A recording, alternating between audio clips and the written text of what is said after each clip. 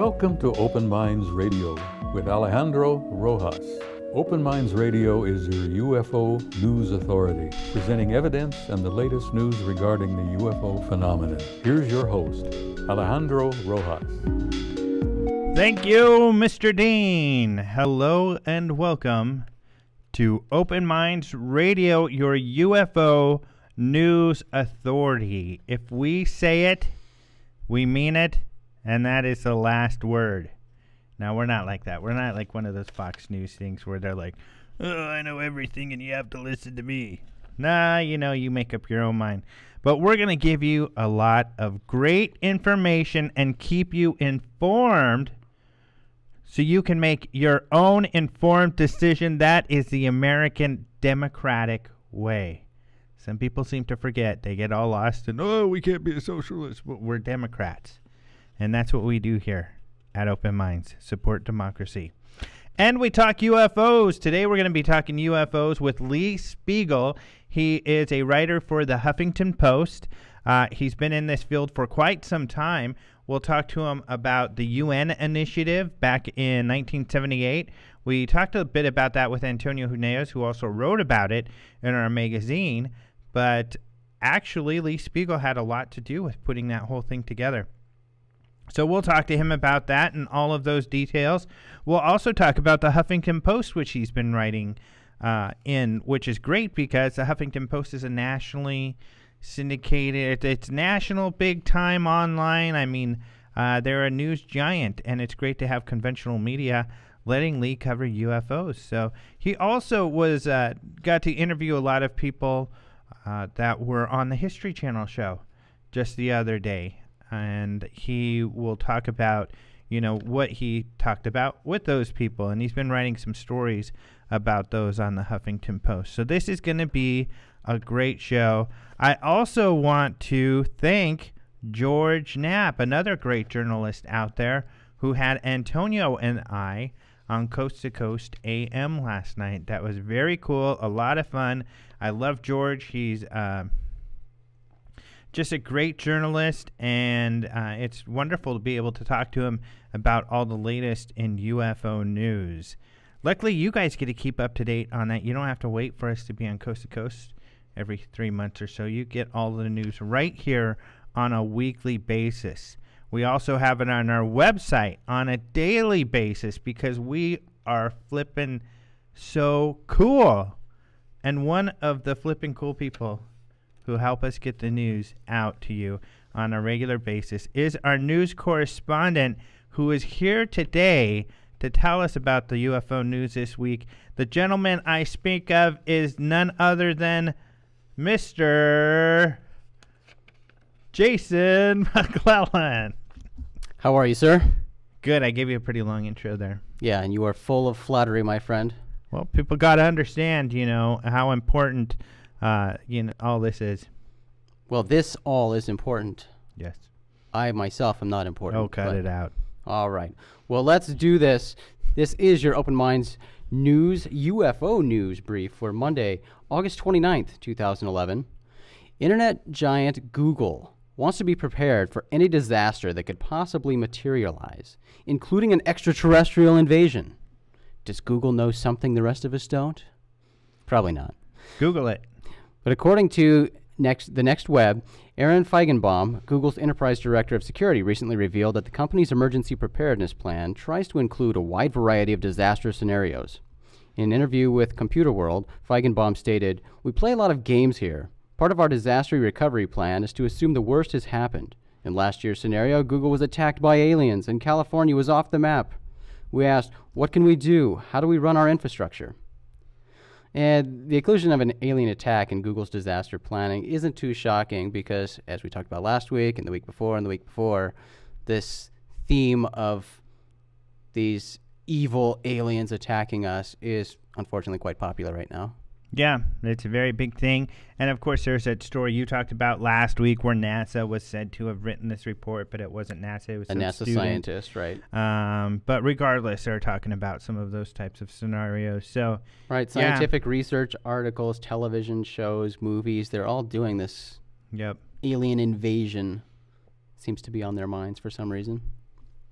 At least they'll pretend to be ready. They can hire someone who, in these tough economic times, who can have a job figuring all this out. Oh, yeah, like they said at Google, I'm sure they've got a bunch of gamers working there. And, yeah. Let's play some alien games. We're going to shoot them with lasers. Work that into our serious work. Yeah. Yeah, somebody got paid big for that. Yep. Well, there's been a lot going on in the television world, and the Sci-Fi Channel has announced yet another television series that will explore the topic of UFOs. Paranormal Witness will use what are claimed to be true stories to present accounts of UFO sightings, in addition to other paranormal encounters. This is how the series is described on the Sci-Fi's website.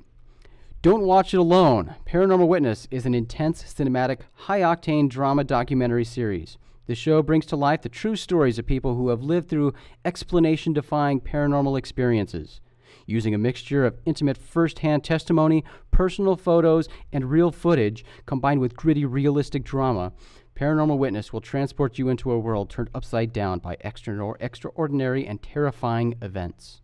Sci-Fi already airs a number of shows that explore UFOs and other paranormal phenomena, including Fact or Fake, Paranormal Files, and that has Ben Hansen on it, who was a guest earlier this year on Open Minds Radio, and he will also be speaking at the 2012 International UFO Congress here in February.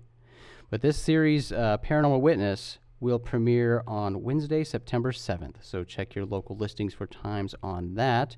And judging by the previews, I can't tell if this is going to be a good show or not. It seems to be super hyped up drama. Yeah, really hyped up, and this is the sort of thing we investigate and we live with. And it's not really, it gets exciting at times, but typically it's not that crazy and wild. Well, certainly a lot of their hyped up stuff that they're pushing hard seems to be a lot of, more paranormal ghost type things with chairs flying across rooms and things like that. People freaking out. But they claim they're going to use some real footage, so hopefully they'll have some real footage, real UFO footage, and some ghost footage. But I think they're also going to have a lot of reenactments too. That's what the previews led me to believe, because it's super drama. Yeah, well, that's cool. We'll see what they do. I mean, it could be fun. Right. Cross our fingers and hope for the best. Again, I guess. It's supposedly based off of true stories, so that could be interesting.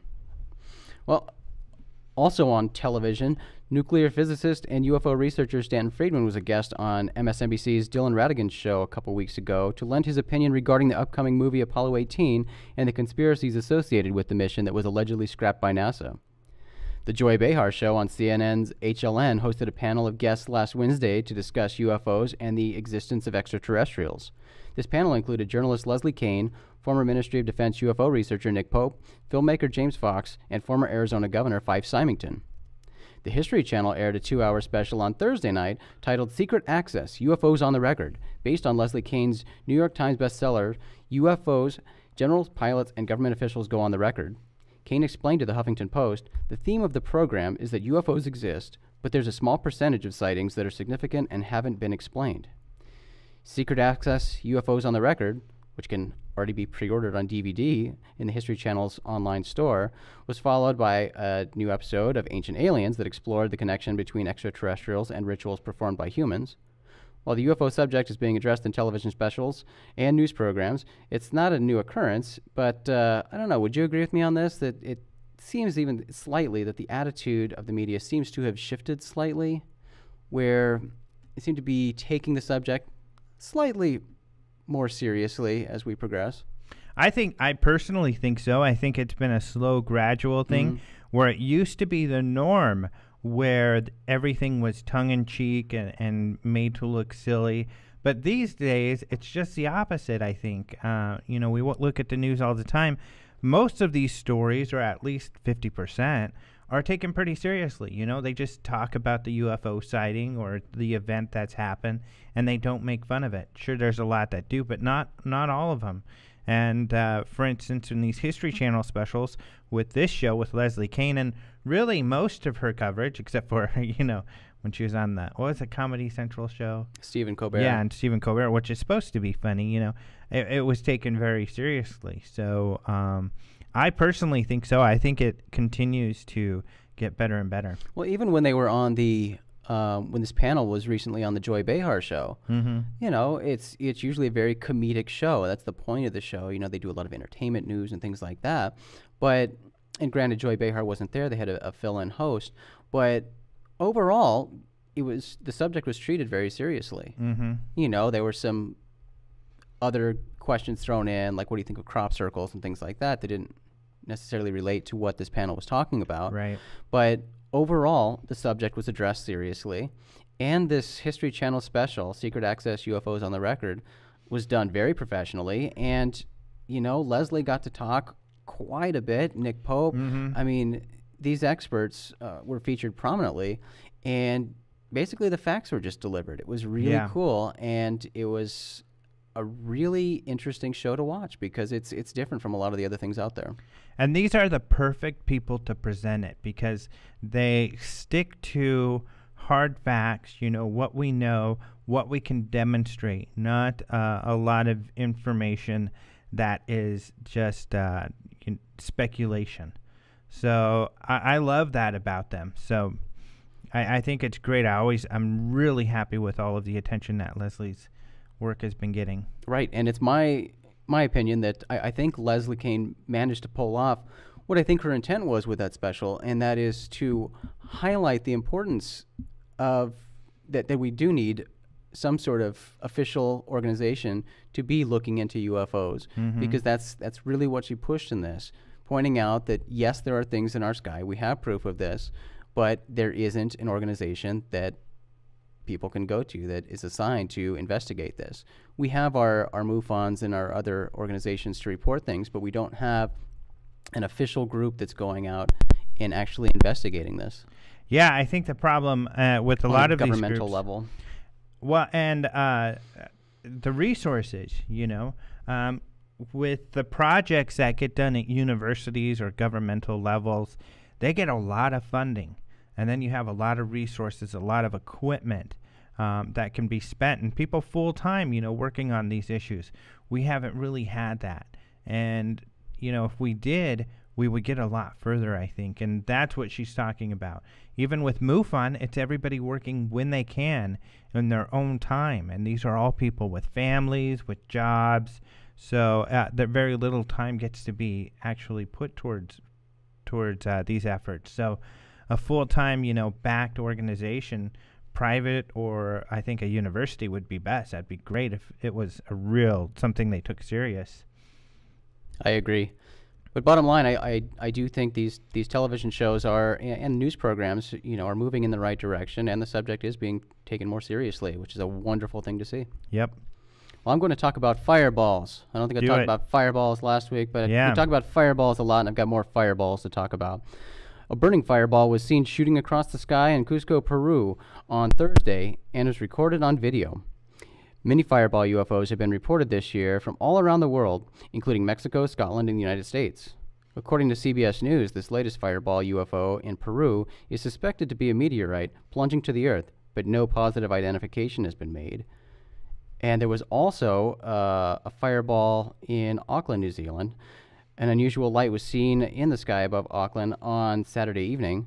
Auckland Now describes the descending point of light, which revealed a U-shaped nimbus when it zoomed in and on, was filmed in the sky west of Auckland about 6 p.m. on Saturday.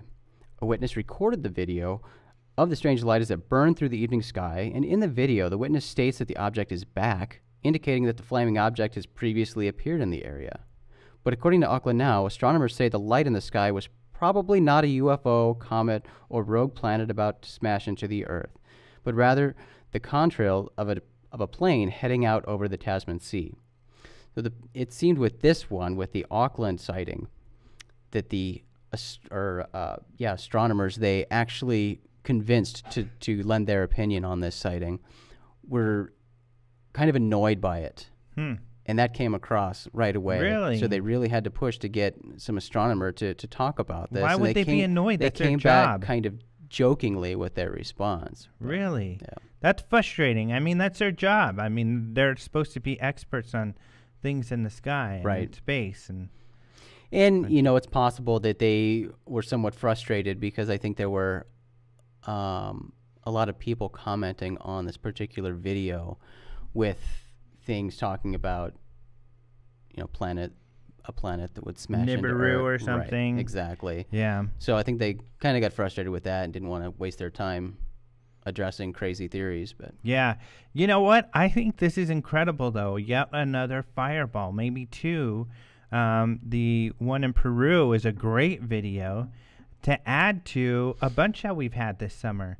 I mean, this has been the summer of fireballs. been the year of fireballs. Well, it's been didn't crazy. it start in March, I think, when we started really seeing a bunch, and then March, June, July especially, there were quite a few.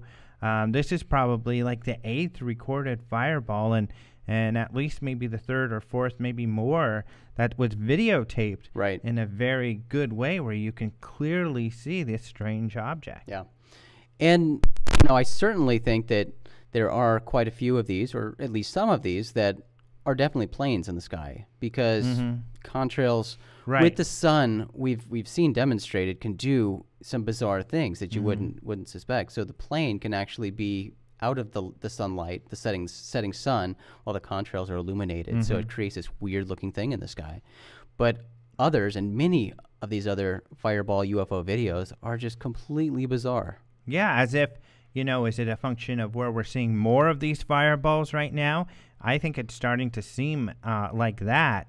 Or is it that there's more people out there videotaping?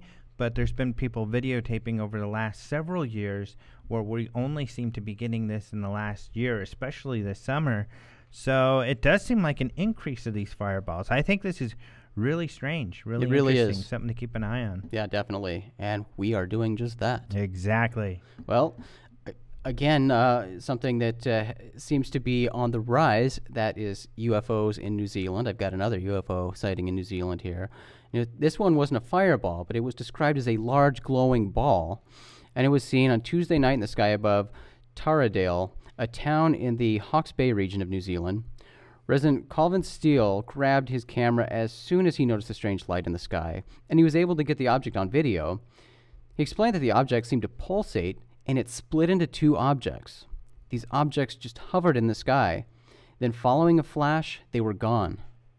Hawke's Bay's Holt Planetarium director and astronomer Gary Sparks has suggested the objects could have been space junk, but the witness disagrees, explaining that there was no indication of disintegrating debris, and the objects simply appeared to be hovering. They weren't moving at all.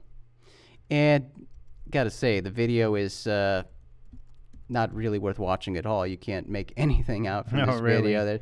Most of the video is him trying to focus on this object, so it's only slightly in focus at the end of the video, and you can see these two distinct lights, but that's it. But going on his description that these lights were one object, a pulsating object, and splitting into two, and then after a flash they vanished, that's an interesting sighting. Yeah, especially given his testimony. Right. And again, after the unfortunately low quality video, that's all we've got to go on. Yeah. But you should see the video, at least the still from the video. I've seen the still, which is pretty interesting. Yeah, because there are two objects you can see. One is, I think one is red and one is white. But they seem to have some defined shape to them. Possibly a defined shape where the shape is the same, so it could have been a movement of solid points of light. That is absolutely possible. So, yep. Well, Alejandro, that is all the news I have for today. well, there's something else we need to talk about. Let's talk about something else. Dale, I forgot Dale's picture. We haven't talked about that yet. Well, I don't know if you want to tease people. We don't have it here to show for people watching on the Well, the video. people go online to our Facebook. They can check out our Facebooks, yeah. Any of our Facebooks. Yeah. Jason's Open Minds is what his is. Maureen's is Maureen Open Minds, or go to the UFO Think Tank /Open Minds radio or my Facebook, and you'll see this absolutely incredibly cool picture done by Dale Hendrickson, who is a character designer for The Simpsons, and it's us. And it's me going, ha ha, being goofy. You doing and what you do all the time, sitting yes. here like this, and Maureen with a laser, and she's some sort of alien, but I mean a very curvy, well-drawn alien that's going to shoot us with her laser. She is an alien, so it's an accurate representation. I mean, that's not weird. Although she said she's protecting us, which I think is better. Right. I think of. Because in the drawing, she's sort of hovering here at the table with the gun, making sure that she's either laser. protecting us or making sure that we stay on time. I don't know. Right. I don't know what she's doing, but I'm very happy she doesn't really have a laser when she's in here, because I probably would have a couple laser holes. I think she'd be trigger happy. That is true. One right here. Be able to see right through my forehead. But many, many, many, many thanks to you, Dale. We appreciate it so much. It's incredible. And to show my appreciation, not next week, but the week after, I will be on the show with a coffee mug that has the picture on it. Oh, really? So that will be the coffee mug I use on the show. Wow. Sweet. Proudly displaying our work of art from our friend Dale. Yeah, you're going to come to our houses and you're going to see everything with this picture on it, because it's so cool. Sorry, Dale. We love it that much. Yep, we just love it, love it, love it. Thank you so much. And, of course, heard from a lot of people who love it, too, because it's so funny and it's so cool. Yeah, that is right. Well, Alejandro, thank you for letting me be here. That is it for the news. Remember to check out these stories and more at openminds.tv, your source for UFO-related news. I'm Jason McClellan, your Open Minds news correspondent, and you've been briefed. Back to you, Alejandro. All right. Thank you, Jason. Something someone asked about in the chat was about the Roswell material, and I've had some other people ask about that with Frank Kimbler, because he was going to get it looked at again. He's still in the process of working that out. So working out with the different, because it's complicated. You got to work with the lab. You got to work with the people who are fronting the money. And so he's working on all of that to get it done. So that's still being done, and I'll let you know when that happens. Otherwise, some of the other stories that you can find on our website are, just today I posted one about a box-shaped UFO report from New Hampshire in 1966. This story was put together by Michael Schratt, but it's actually from the NICAP files and the CUFOS UFO files. And it's a very interesting story. It comes with some great artistic renderings of this UFO this gentleman claimed to have seen that is very boxy in shape, and it supposedly had landed on the ground. He saw it. It raised up and kind of moved and landed again, and very interesting sighting and cool pictures and very strange shape. Someone was pretty funny when we posted it. He wrote that perhaps they were so excited when they got their new spaceship that they left it in the cardboard when they flew it around, because it looks like a cardboard box. So pretty funny. Also, we have a lot of information on Bud Hopkins, because unfortunately, as we told you last week, Bud Hopkins has passed away. And that happened last Sunday, so just a little more than a week ago. Well, we were able to find a video in our archives, and actually it was something that was provided by Maurizio Baiada, who used to work here with us, and it's an interview he did in Italy in 1997 with Bud Hopkins that hasn't been seen really here in the United States before. It was used for Italian television. So we put that whole video, or we put a lot of the video, if not all of it, about an hour's worth up on our YouTube. Also, if you go to our site, you will be able to click a link with a short story from Antonio about Bud Hopkins. He actually knew him fairly well because they both lived in the Manhattan area together for a while. So Antonio wrote some about that, and then you can see the video and the interviews there. So it's very fun because the tapes were very well preserved. I don't think they've been viewed much since they were brought here by Maurizio, and so we took that and we were able to transfer it in a high quality, and it looks great. And one of the rare instances where you'll see Bud Hopkins in a suit, because usually he's a very casual guy, so you'll be able to see that there. Also, we have some more stories from the UK UFO files. What Antonio did, I told you about Ralph Noyes last week, who Antonio wrote about, who was the Undersecretary of State for the UK, who retired in 1977 and then started kind of harassing the government about UFOs. While he was in the military, he says he didn't talk about UFOs because he felt his work would be rubbished, as he said, that they'd make fun of him. So instead, he waited until he retired and then really started pestering the government to get information out. Antonio wrote a second story, and this time about Admiral Lord Hill Norton, who also, I mean, this guy was in charge of the Navy. He was in charge of defense. He was in charge of the military for NATO. Lots of very high titles. He became a baron. And then when he was in the House of Lords, retiring kind of from the military and stuff, he began to also petition the MOD. And I guess, I don't know if petition is the right word, because if you look in the UK UFO files, and we have some of the good quotes on here, he really kind of battled with the MOD, very concerned that they weren't taking UFOs seriously, and essentially telling them they're absolutely absurd to say things like the Rendlesham Forest and other important cases are not of national interest, because, as he puts it, he knows defense. He was in charge of the UK defense, and he knows that these are things that should be taken seriously by the government. So you can really, this battle is documented in these UK UFO files that have come out. So we put those out. And also I have a new Huffington Post story up where I kind of outline all of that, and that there were people who were interested in UFOs, high-level officials, and that is very well demonstrated here in the UK UFO files, that Ralph Noyes, Lord Hill Norton, and of course our good buddy Nick Pope, who worked for the MOD UFO desk, who all feel that UFOs need to be taken seriously. So that's some of what you can find at the site and around the web that we've been up to. However, why don't we move on, because I got a lot to talk to Lee about, and get Lee Speigel on the phone.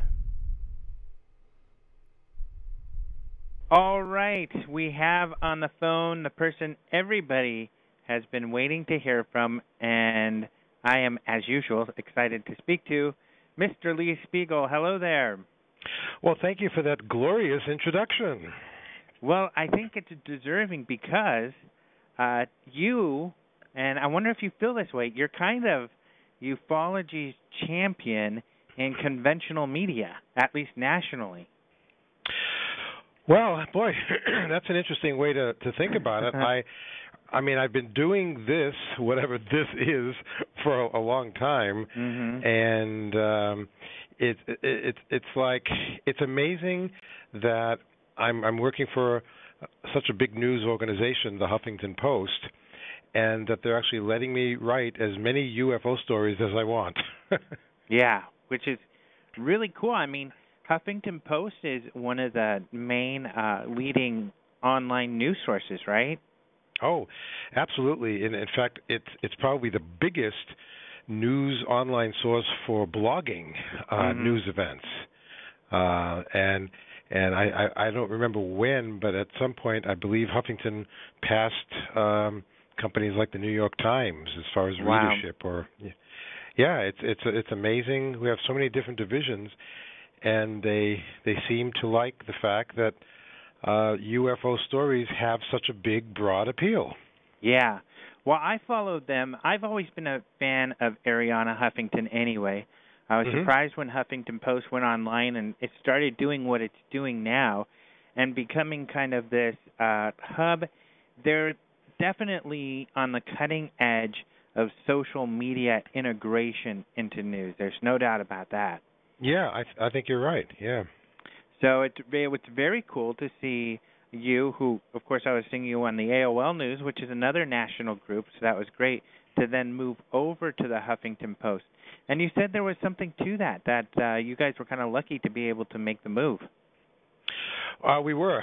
Before, there was a merger, in fact, between Huffington Post and AOL News. And it just happened within the last few months, and the companies came together to form what is now called the AOL Huffington Post Media Group. And so we have people from both companies, and so sometimes the story that I might write for the Huffington Post might actually end up over at AOL, but the bulk of the stuff that I do is for Huffington Post. And I'm very happy about that, because it has big readership all around the world, and I want my stuff to get out there and to be read by as many people as possible. And not everybody, is it true that they didn't take all of the departments from AOL over to Huffington? That's right.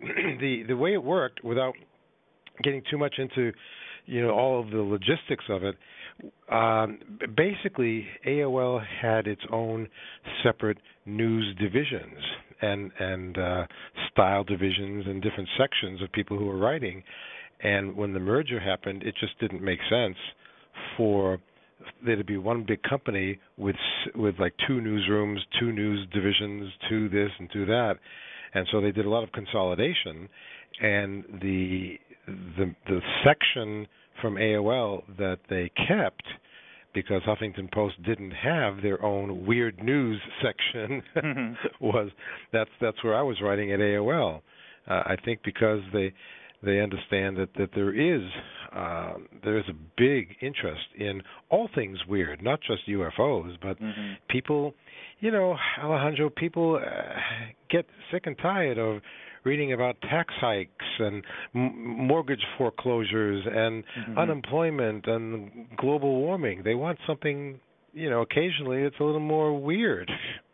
And what's funny, looking at the weird news, is that, I, of course, am into UFOs and stuff. They put it in the weird. At first, you're kind of like, oh, that's too bad they put it in weird. But at least they're covering it and stuff. And paranormal in general is in the UFO or in the weird news.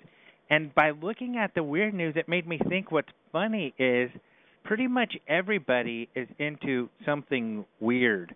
I mean, they have something about themselves that's unconventional. Not everybody is just totally conventional in everything they do. They have interests that are considered weird to others. Oh, yeah. I mean, we have people literally crawling out of the woodwork who want to have stories written about them. And there's a guy, he's one of our favorites. He's known as the Lizard Man.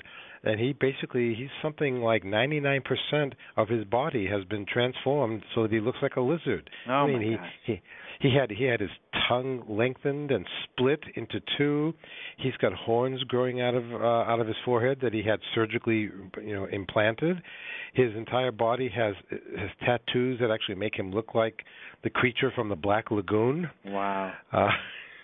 In fact, a couple of months ago, when we were doing one of the stories where some people were claiming that a lizard man had attacked them in one of the southern states, well, I called this guy a lizard man just to get his take on it. How funny! That was just my brother Chuck. Yeah, that's right. We haven't seen each other in an eternity, but it's good that we're both in the news. Oh, that is really funny because, of course, with all the lizard reptilian type of ideas, it'd be interesting to get his take on reptilian aliens. I know. I know, reptilian aliens. Yeah, news at 11. So, for me it was exciting, of course, to see you come up because and become or start to write on this major national in AOL and now in Huffington, because really there aren't a lot of people who, like you, make it kind of a point to regularly report on, in a serious manner, these serious and important UFO stories that come up.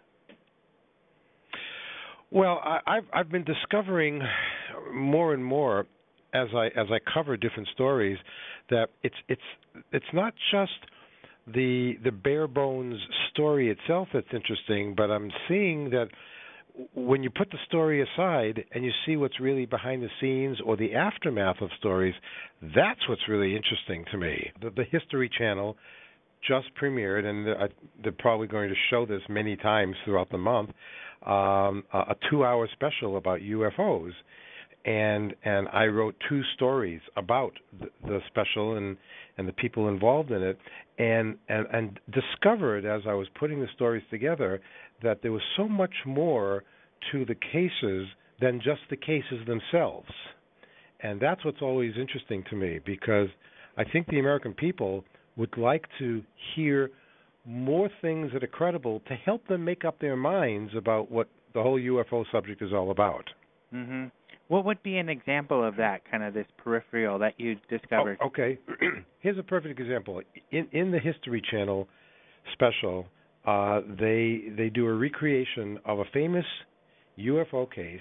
And I remember when this news broke, it was at the end of 1986, and it was all over mainstream news of how the crew of a Japan Airlines 747 were flying over Alaska when they reported being followed and paced by first two small UFOs, and then they vanished, and those were replaced by a gigantic circular craft that followed them for miles and was outmaneuvering them, outpacing them, doing just amazing things, things that the planet Venus wouldn't do, as the debunkers might say, was the cause of it all. And they asked for Anchorage air traffic controller, do you guys have any other traffic up here? The Anchorage radar operators didn't have it on their radar scopes, but when they checked with the local military base, the military said that they had uncorrelated targets up there with the 747. And so this dialogue went on for a while, and the radar reports were there. The radar was picking up these extra targets. Eventually, the UFOs vanished, but not before doing this for 31 minutes. So it was a pretty long encounter. So shortly after that, the news of the encounter was brought to the attention of a man named John Callahan. Callahan was the head of the FAA, the Federal Aviation Administration's. They had a special division that handled accidents, investigations, and evaluations. This was his job, to look into any anomalistic things that happened with airlines. And he got a hold of all the radar tapes, all the audio tapes between the crew and the air traffic controllers, and he went through everything. And at one point, and here's where, for me, the story gets really interesting. So he got a call from the CIA, and they said, we need to have a meeting with you tomorrow, be at such and such a place, and bring all the materials that you have on this case with you. So he packed everything up, went to the prearranged location. There were 3 CIA men there, a couple from the FBI, and several members of President Ronald Reagan's scientific team. And Callahan 3 times went over the details of the UFO case about the 747. He played back all the tapes, showed them all the radar screens 3 times. And finally, when it was all done, one of the scientists, he said, stood up and said, okay, this is what we want. We're picking everything up and we're taking it with us. And the CIA guy stood up and looked at Callahan and said, this event never happened. We would never hear, and you're all sworn to secrecy. And we're just taking like everything with us. Waves his arm, you're sworn to secrecy. Yeah, and so Callahan told me, and he has spoken about this now recently.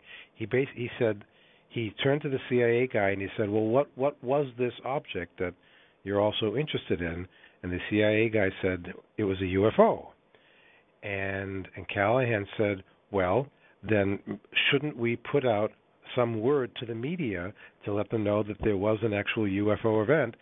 And the CIA guy said, no, you can't do that. We won't allow you to do that. We can't let that information out because the American people can't handle it. Mm-hmm. Like, whoa, okay. And luckily, Callahan kept copies of the radar data. Yes, he did. And that's been shown on previous History Channel specials, and you can see this stuff. But again, the other interesting thing that he told me was for the final 10 years of the work that he did for the FAA in the government, he was involved with disinformation, lying to the media and lying to the public about things like this. He said disinformation is something that is approved by the government. That Callahan was involved with this? Yeah, he actually wow. said, I was involved with disinformation, and now that I'm retired, now I'm talking about it. So, like, as an FAA official. Yeah, and that's the kind of stuff that I'm very interested in, because it almost doesn't matter what the skeptics or debunkers say. If you have a case where people are really investigating this, the CIA is involved, the FBI, people on the president's scientific team, and someone from the FAA says he was doing deliberate disinformation, then that's really important. Even Nick Pope, our friend who used to work at the Ministry of Defense in Great Britain, for 3 years he was in charge of all of the UFO material that came through the Ministry of Defense, and he told me a few weeks ago that right now he's apologizing for the fact that he was involved with dirty tricks that the British government was playing on the media and the public to ridicule UFO reports. And again, I hear this kind of stuff and I go, wow, what's really going on here? Wow, yeah, it is. And I didn't know about Callahan being part of that disinformation. Yeah, and it made me think of Nick Pope, who says he was also, sure. And he even apologized for it. That was incredible about his interview with you. He actually came out and apologized. He did, and the documents, Great Britain recently released a few weeks ago, I think 34 new files of previously classified UFO documents, with a total of about 9,000 pages worth of documents, and they covered the years 1985 to 2007. Well, those years, the 3 years that Nick was in charge of the UFO office there for the Ministry of Defense, 1991 to 1994. So he was right there embroiled in everything while it was going on for these documents. And he said to me, it's entirely possible that I drafted some of those actual reports where we deliberately ridiculed the reporters and the stories, and for that, I'm deeply apologizing. Yeah. It's kind of shocking, and at the same time, it just reminds me with Callahan, what it reminds me of is the Chicago O'Hare report, because when the Chicago O'Hare incident happened in 2006, I know you spoke with George Norrie about this last week, actually. I heard you on that. Great show. And that the FAA had lied to the Chicago Tribune investigator who was looking into this case at first until they put in a FOIA request, and then they came out and said, okay, yeah, we did have radar data, but it was probably a weather anomaly.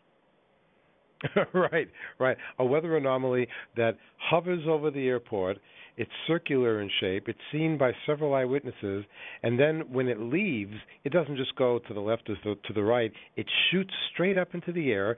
And as it goes through a cloud, it's like a paper cutter or a cookie cutter. It cuts a perfectly circular hole through the cloud as it moves upward. Now, with the in this case, and with the FAA, they had to come clean because of FOIA documents. However, the United Airlines never came clean. They said, oh, no, nothing happened. Nobody reported anything to us. But the Chicago Tribune talked to United employees and pilots who did say they reported that to their superiors. Do you feel that, with Callahan talking about disinformation, Nick Pope, and the FAA, and United, do you feel that there's some sort of conspiracy, or do you think it's more of a conspiracy to not make them look silly? I'm not sure if it's either of those things, Alejandro. I keep hearing this phrase, code of silence, and I think what may be happening is a couple of possibilities. I don't think it's a conspiracy, unless by definition conspiracy means you have information about something which could affect a lot of people, and therefore you don't tell them the truth about it because you don't want to affect their lives in a negative way. So therefore that could be a conspiracy. You're conspiring against getting the truth out. Okay, maybe that means that there is a conspiracy. But on the other hand, there are people who wonder, well, why don't the UFOs just show themselves? Because they must know that they're causing havoc down here by appearing in front of so many people. Well, my response to that is, you know, is it possible that anybody really on the planet knows the agenda of whatever these visitors are?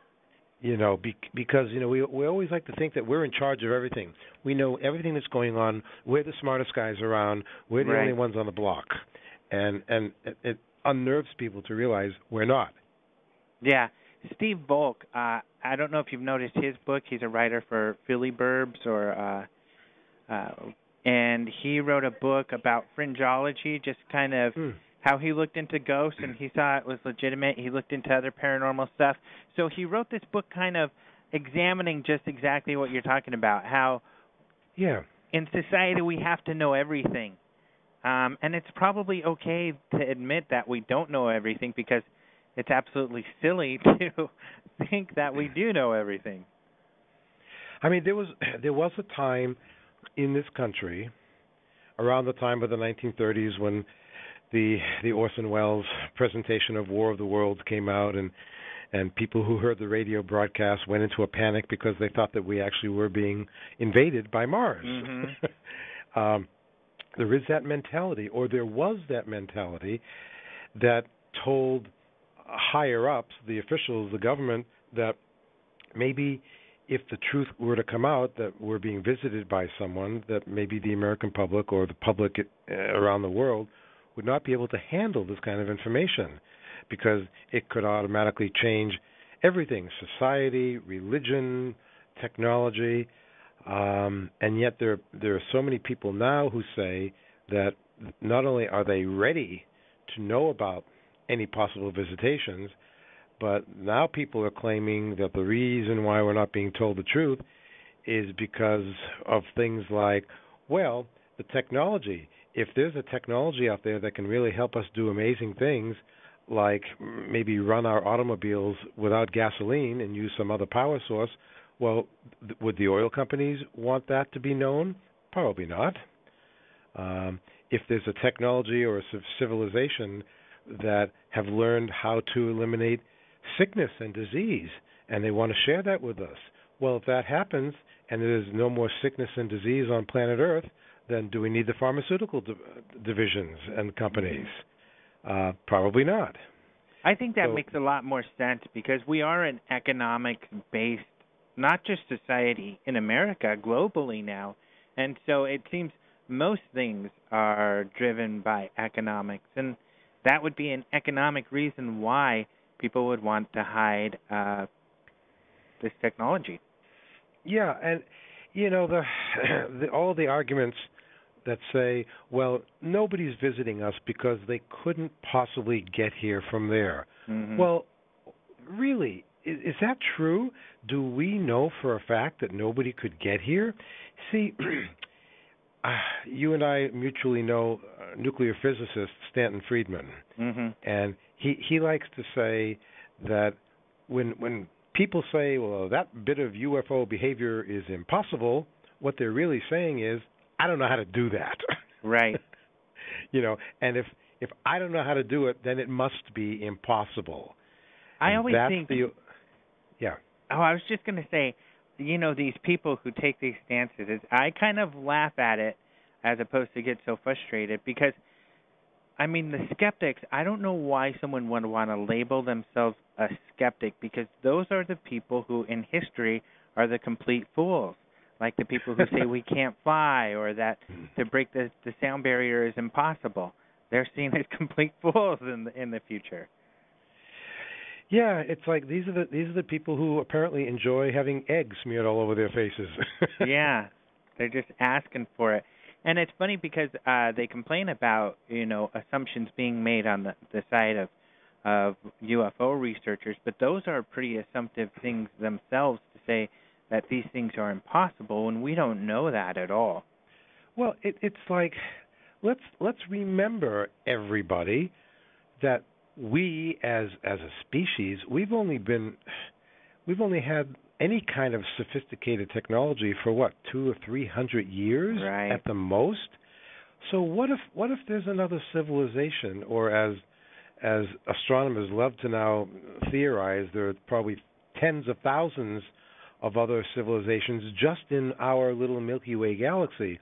Mm-hmm. So what if a couple of other civilizations that might be a few hundred, a few thousand years older and slightly more advanced than we are, so they've had a little bit of a head start or a kick start. So wouldn't they possibly have many more amazing things that would appear to be amazing to us? Of course they would. Mm-hmm. So if they do have amazing technology, then chances are they've figured out how to get here from there. Right. Just because we're still using, propulsion systems to have to launch something from the ground to get us into orbit, just because we haven't gotten to warp speed yet or hyperdrive doesn't mean we're not going to. Yeah. But so you have to keep it in that perspective. Because we don't know how to do it yet doesn't mean somebody else knows how to do it. Yeah. Now, I wanted to get into your past. I wanted to know My shady past? Yeah, let's go back to when you were roaming the streets of New York in your velvet suit with your switchblade in your back pocket. No. I was more... Well. Uh-huh. Oh, did I hit on something there? You have to protect yourself in New York City, Yeah. When was it that you first got interested in UFOs? 1973. The year I was born. Just because of that?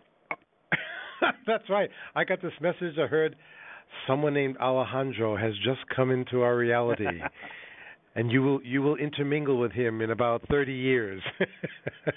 And you will come to find the answers to all the UFO secrets. That's right. And we're getting closer and closer. I was actually working in the music industry, and in 1973 there was a very big wave of UFOs seen across the United States. Just a lot of sightings. It was making the news. Talk shows were talking about them, and it just kind of caught my attention. And I started seeing people like Stanton Friedman, the late astronomer Alan Hynek, astronaut Gordon Cooper on a couple of talk shows, and I thought, boy, this is really interesting. And I found a few books. I started reading about them, and became even more intrigued. And the more I read, the more I wanted to hear from these people that I was reading about. And at the time, in 1973, 73 and 74, there was really nothing going on where you could just go into a store and buy a DVD, because there were no DVDs back then. There weren't even really any videos back then. People were saying DVDs are impossible. That's There's right. no way they'll be able That's to. That's right. The DVDs can't get here from there. Yeah. And so, but what you could do was you could hear things. You could buy records. Back then, you could buy. There were actually many stores where you could buy vinyl records. So I came up with this idea of, wouldn't it be nice to be able to hear the voices of some of these people I've been reading about, some military people, some astronauts, some scientists, some police officers, and some government officials. It would be great to hear them all together on a record, on a recording. I would like to hear that, and I think other people would too. So I was able to get a meeting, an audience, at CBS, because CBS at the time, they had a division called Columbia House, and what Columbia House was, a division of recordings where they would have television commercials at night, where you'd see like a 2-minute commercial, the great Mantovani strings and orchestras, the best of Perry Como, all the best classical music on 2 vinyl records. And they would have these like early infomercials, but they were only a couple of minutes long, where if you send, you can get either the vinyl record, and if you don't want the record, you can get, do any people still understand or remember 8-track tapes? Just because my stepdad was using them up until 5 years ago, that's why I still know. Sure. So I thought, well, this would be great. And if I could get an audience at CBS and try and convince them to give me some money so that I could travel around the country and interview these people I was reading about. And but I needed a partner, and one of the more popular books out at the time was called Beyond Earth: Man's Contact with UFOs. And it was written by Ralph and Judy Blum. And I became friendly with them in New York. And together we did a presentation at CBS. And Ralph really helped to sell the company on the idea that if we put this record album together, we could do a TV commercial for it, because I wanted to sell it on TV. And basically, if you send in your money and get the album or the 8-track, you'll also get a copy of Beyond Earth: Man's Contact with UFOs. And it was one of those things where if you get the package in the mail and if you don't like the album, send the album back, but keep the book. And CBS went for it. They said, yes, Cool. This is interesting, because no one had ever sold a product like this about UFOs, an actual documentary, on television. Have you gotten those commercials up on YouTube yet? No. Oh, man, I'd funny. love to see that. That's very funny, because we made one commercial, and I have it. I have the recording of it. Oh, that would be great. Oh, my gosh, that would be great. Wow, that's very interesting. I may have to. I'm glad you mentioned that. I may have to upload that to YouTube. Yep. Well, what's cool about that commercial was while I was running around the country and interviewing people, and the people that I was interviewing for my album were all people who were featured in Ralph's book. So he helped to set me up with these people. How cool. So that was just really great. And so as I was traveling around the country and talking to them, I realized I'm going to have to find a host for the album, somebody who's going to be the narrator of this thing. And my first choice at the time was Rod Serling, because the Twilight Zone was still very hot back then, and it's still hot in reruns everywhere. But as it turned out, in 1975, Serling was very sick with cancer, and so his family informed me that he wouldn't be able to do this, and soon after that he passed away. So my second choice of a narrator for the album was a guy who I liked just as much as Rod Serling. When the Twilight Zone TV programs came out in the late 50s and early 60s, at the same time, another show came out called One Step Beyond.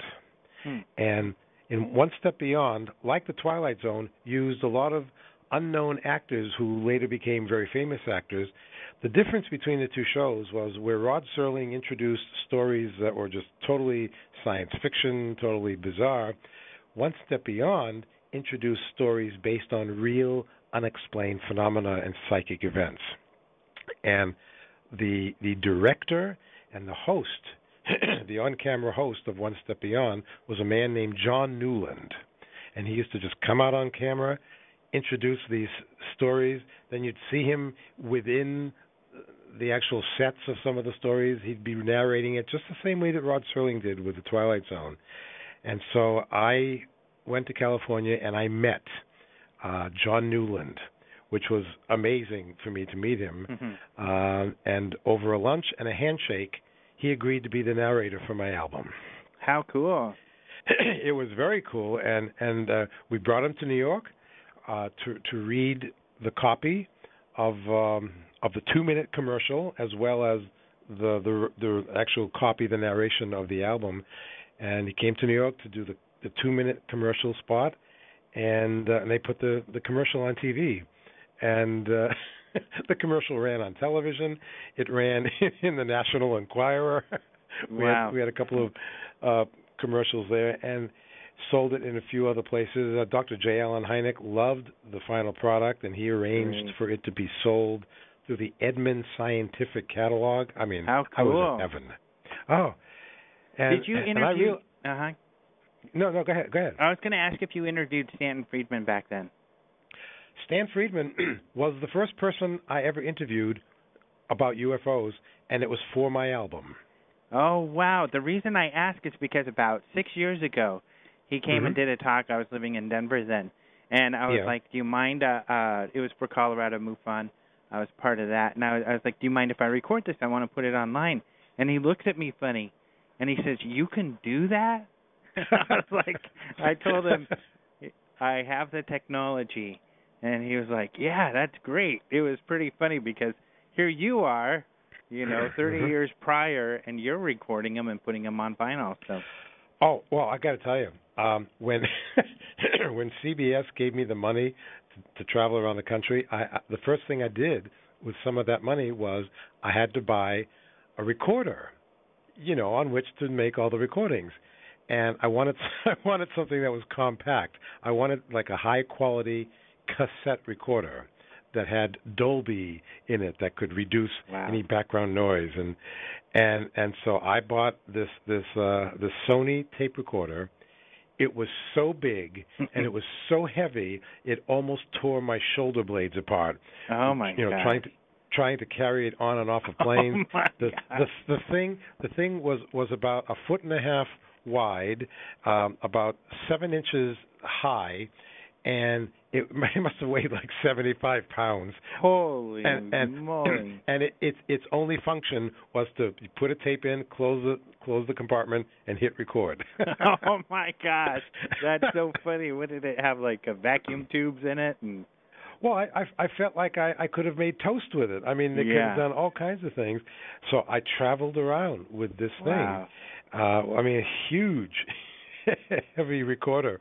And so in planning my trips about where I wanted to go and who I wanted to interview, I thought that I would start in California and work east and arranging people's schedules. So it turned out that Stan Friedman, who lived in California at the time, he was available. And so I went and I met him, went to his house, met him, and this was 1975.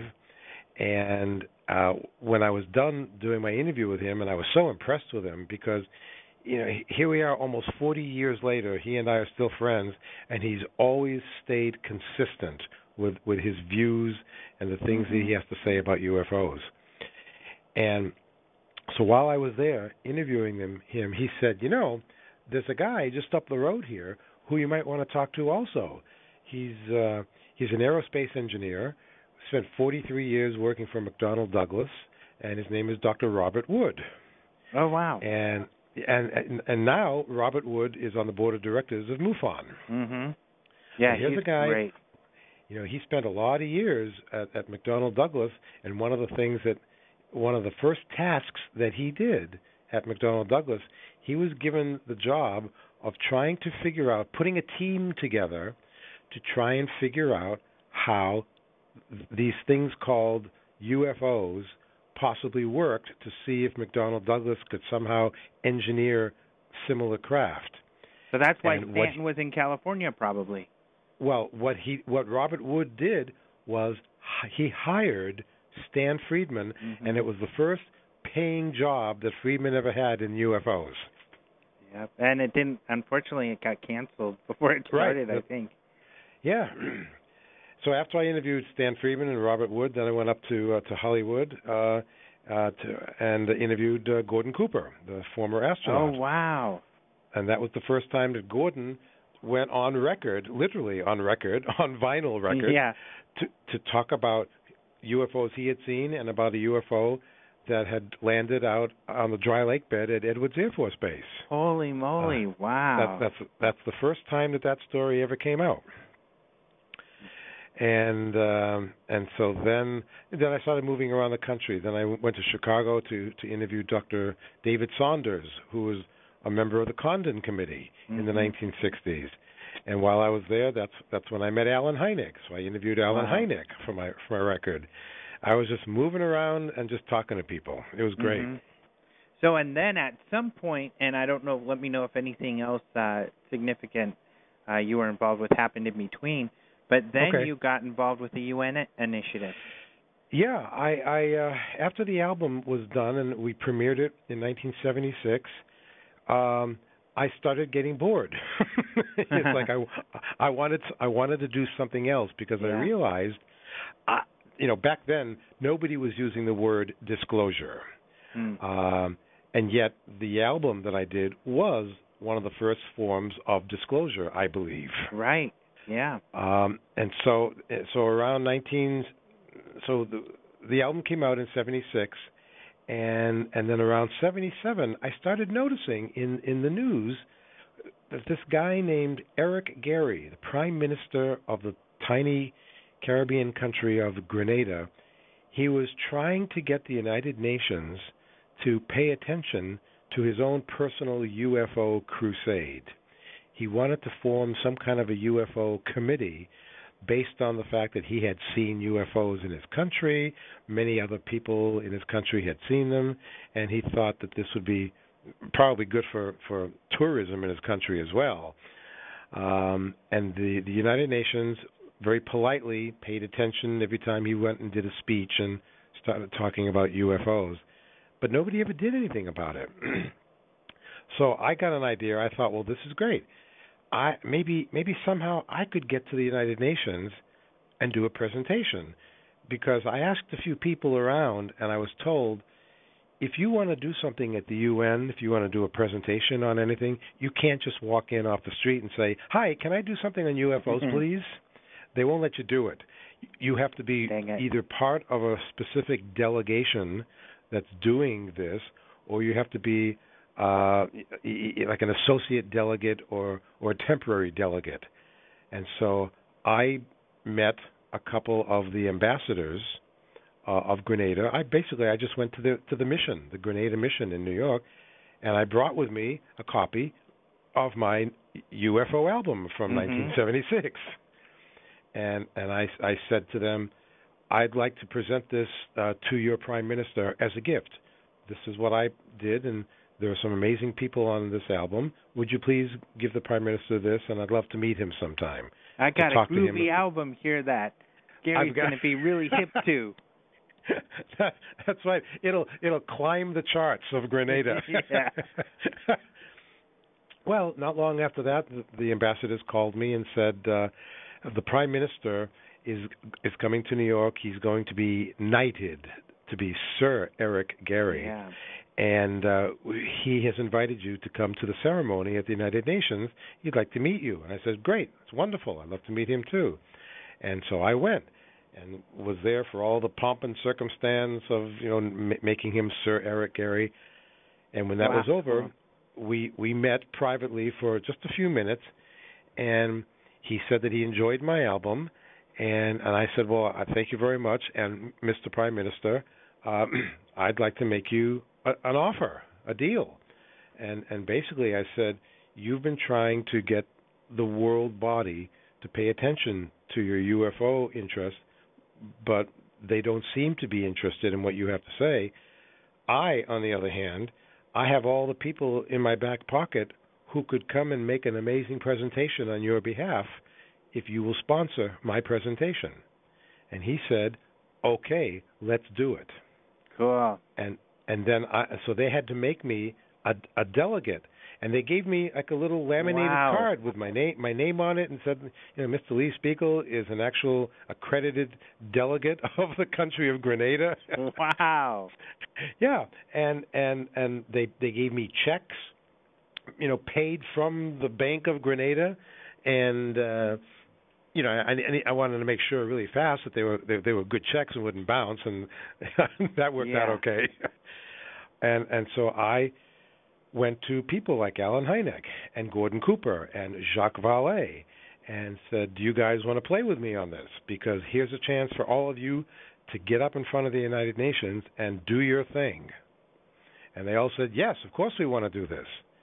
And so I spent 1978 putting this together with Alan Hynek and all these other guys.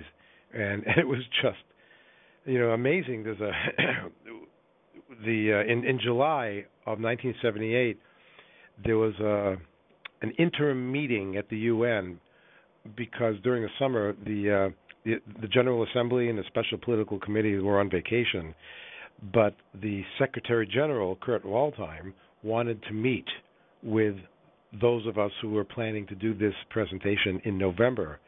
And so we all sat around this big conference table, and a lot of pictures were taken, and those pictures of all of us sitting there have been published in so many newspapers and magazines over the years, of the group of us who were putting together this presentation. It's in our magazine. Yeah. And I know that. And so during that year, part of my plan was I wanted to put a packet of materials together, like a document package of all the best things that I could come up with that would try and lend some credibility to the presentation. And so one day I was at Dr. Hynek's office in Evanston, Illinois, and I said to him, look, for 20 years, you were the scientific consultant to the Air Force's Project Blue Book, the official UFO investigation arm of the government. You were there for 20 years.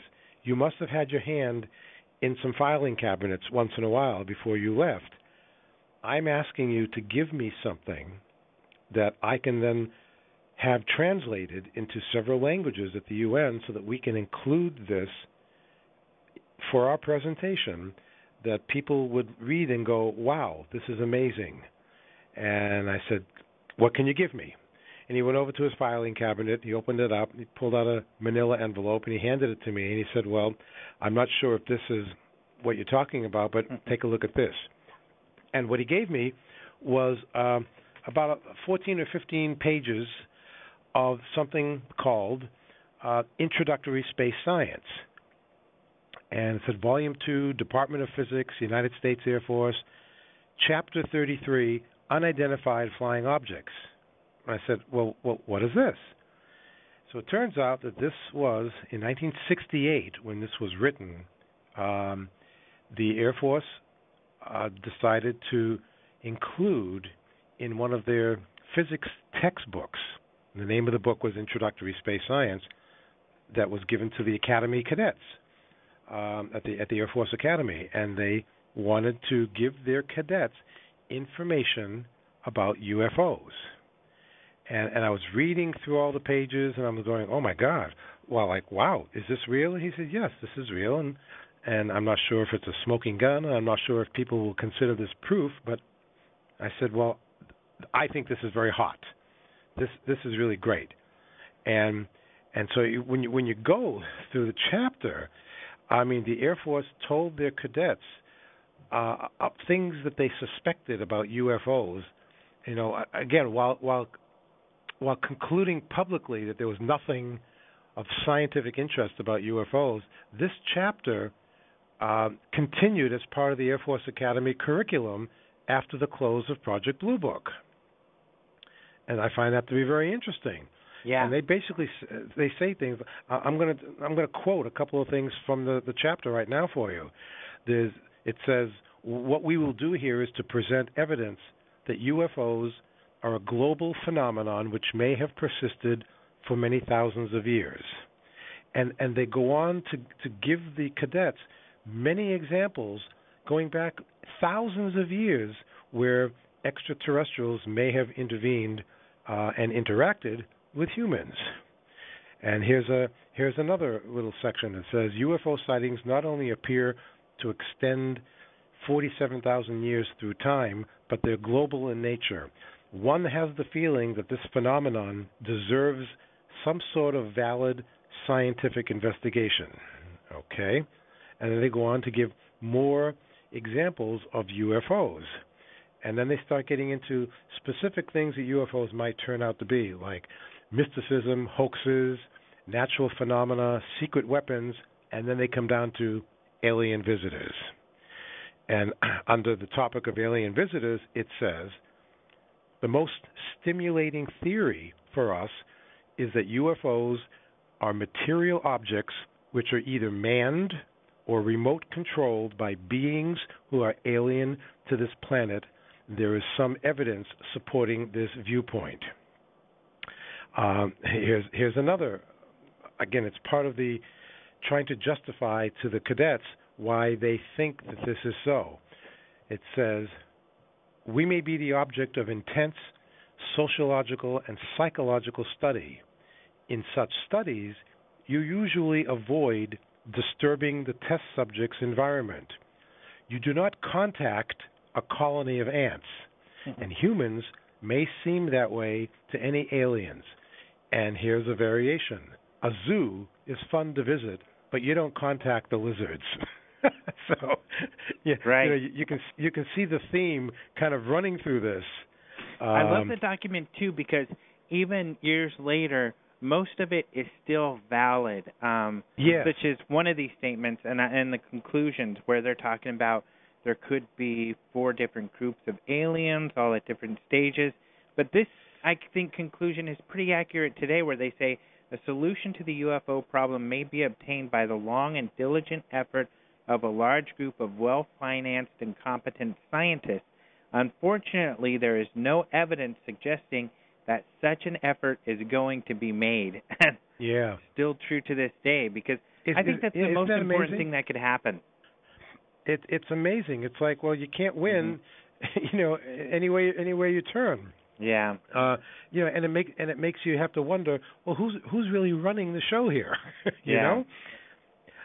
And all the people like you and I can do is try and little by little get some kind of credible information out there, and hope that people use it for whatever they want to use it for, to either expand their thoughts on the subject, or to, I don't know, help their lives in some way. But people ask me, well, do you think you're going to see these things? Will the truth come out within my lifetime? Well, I hope it does. I do hope it does, and I hope that it does for people like Stanton Friedman, who have spent their entire lives looking into this thing, and who, someone like Stan deserves to see this truth come out in his lifetime. Yeah, and I think that Leslie Kean, her book has been very effective. I think the biggest things that are most effective are treated well by the media, and it's not something that's really in your face all the time. It's very subtle, and the important part is when you have people like Michio Kaku or a few of the other scientists who have come forward and said, you know what, I've looked at this book, and it makes me think that this is a worthwhile effort to investigate this phenomena. Yeah, and I also happen to agree with former Army Colonel John Alexander. And I know that lately a lot of people have been claiming that he's a real man in black. Yeah. That his only mission in life is to spread disinformation around the world about UFOs. And he loves that. What I like, what I like about John is he's one of the few people out there saying, hey, you want to talk about disclosure? Well, I'm telling you, disclosure has been happening for decades, and I think he's right. I absolutely think so. I agree. I think that, obviously going and pounding at the door of the White House is not getting people places, and the people, once you get the door open, you're going to open the door and they're going to go, sorry, we don't know nothing, because those people aren't the right people to know.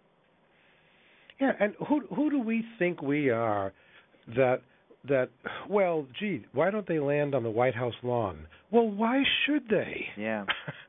I mean, these things can and do land wherever they want. Yeah. Why do we think that, well, they must land on the White House lawn, otherwise they don't exist? Well, gee, I'm sorry, but how many countries are there in the United Nations? About 150?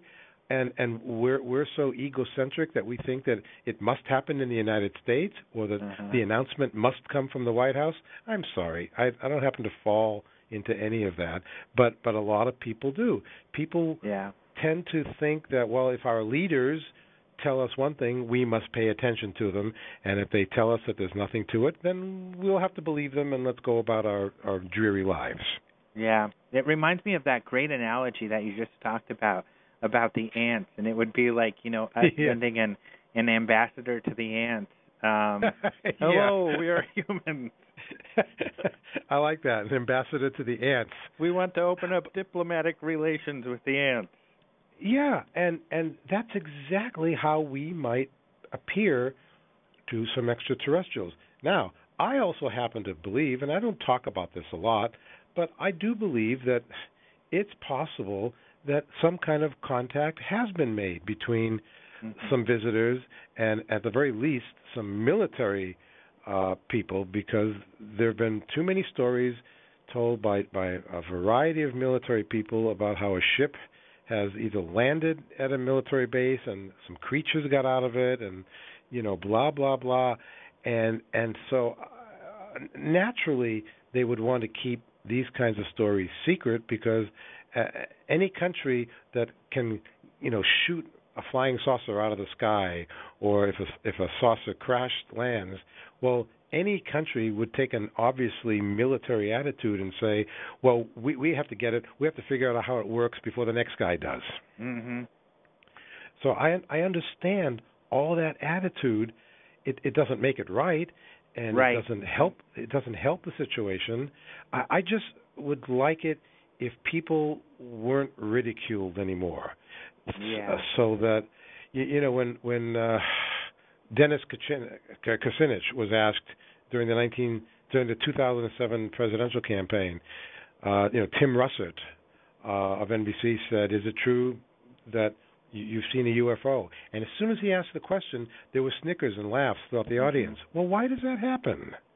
Yeah, it was surreal when I saw that, because of the nervous laughter and stuff, and it's like, why are you people laughing? I mean, this is someone who saw something extraordinary. Yeah, and he never said that he saw an alien spaceship. He said, I saw something I can't identify. Yeah. And then they laughed at him. And I keep saying, why? Why are you laughing at anyone who says that? I don't understand the attitude. Yeah, and unfortunately, I think Tim Russert knew the reaction it would get, and it was kind of him kind of lobbing a grenade at Kucinich and letting people laugh as he blows up in his face. For no reason. It's like, if you want to ridicule someone, well, I guess that's one way of doing it, but why does ridicule have to even be associated with this? Mm-hmm. That's what I don't understand, and that's what I'd like to see, go away. Yeah, I agree. I think, this conclusion, again, this Air Force conclusion is great, because the very last sentence is, the best thing to do is to keep an open and skeptical mind and not take an extreme position on any side of the question. Because it's right, we don't have enough information to take an extreme position. And I kind of see when people are laughing at someone, that's kind of taking an extreme position that this person's foolish because he saw something he couldn't explain. Yeah, I mean, maybe the powers that be on this planet, maybe they already know that maybe through interactions in the days of the Bible, that visitors came down from the sky and actually helped to seed human life here. There are all those kinds of theses going on out there, that people are hypothesizing that, and maybe some people think that we couldn't handle that information. Okay, fine, maybe that's true, but do you have to ridicule us when we say we saw something that we know was unexplainable? Don't talk down to us and make us feel like we're not worthy of anything. And that's what's been going on for decades.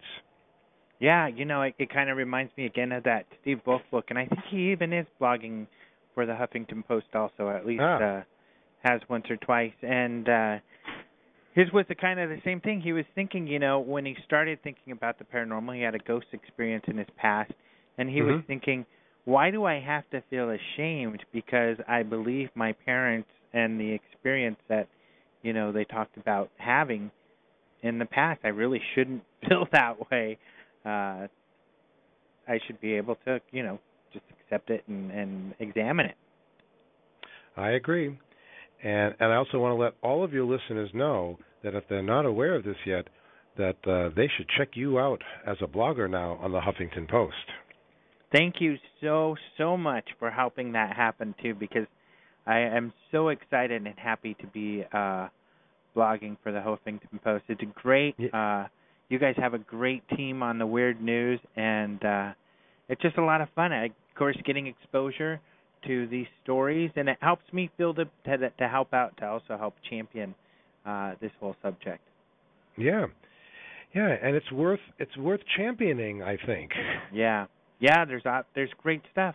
I mean, because getting back to Leslie King's television show, and more specifically your story, you, by writing about Fife Symington and Nick Pope and Charles Halt and all of these other, you're championing their story to the public. I am, because I think that they need as many positive voices backing them up. Mm-hmm. I can't prove what they say, and in most cases they can't even prove what they say. Right. But these are highly credible people who need to be listened to, and who should not be ridiculed by those who have no idea what they're talking about. And I say to people who are skeptical, and they try and bait me into a debate, and I never debate anyone. All that I say to people is, how much time have you personally put into investigating this information on your own? Have you spent many years? Have you traveled around the country? Have you interviewed people? Have you gone to museums? Have you gone to archives in Washington? Exactly how much time have you put into investigating it to come to your opinion? And if you haven't put this kind of effort into it, then you don't really have a valid opinion. Yeah.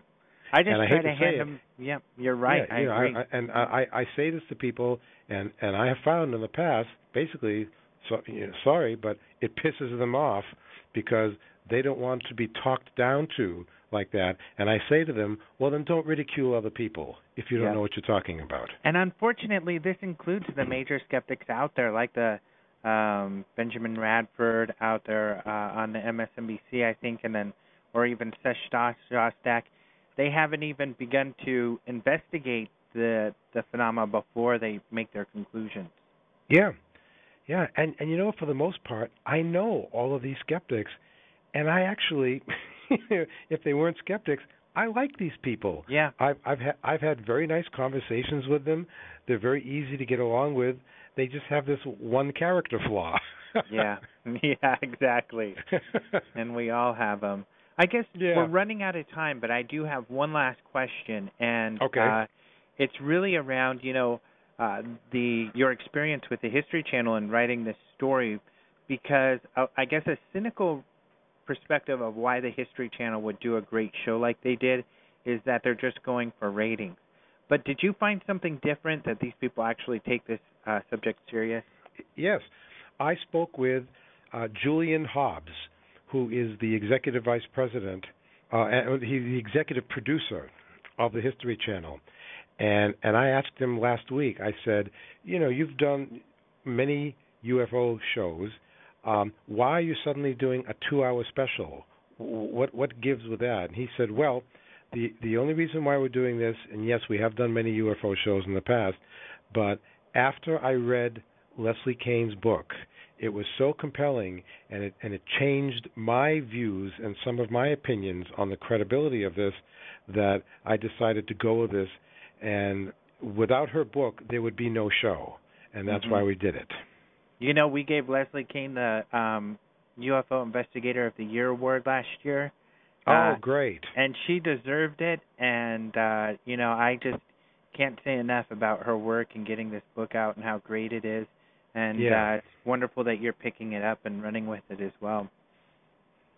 Well, I'm happy to do it, and I haven't yet had a chance to have her autograph the book for me yet. That's gonna happen really soon. Good. Well, thank you so much for being on the show. We're pretty much out of time. I guess people can go to Huffington Post and click on the Weird News link, which is right on the front page, and they'll be able to see your stories there. Or just Google or go to the search on Huffington Post and put in Lee Speigel. Find you either way, huh? That's right. And if they just want to Google Huffington Post, Lee Speigel, it'll take them to any number of my stories, and then from there they can find all of my stories. Yep, that's the best way to find people these days. Just Google their name, and you'll have it all. Well, thank you, Alejandro. It's been great talking with you.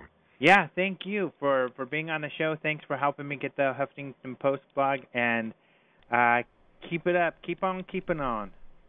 I will. All right. Good night. Good night. All right. Next week, I want to let you know we're not going to have a show. We're going to take the week off for the vacation.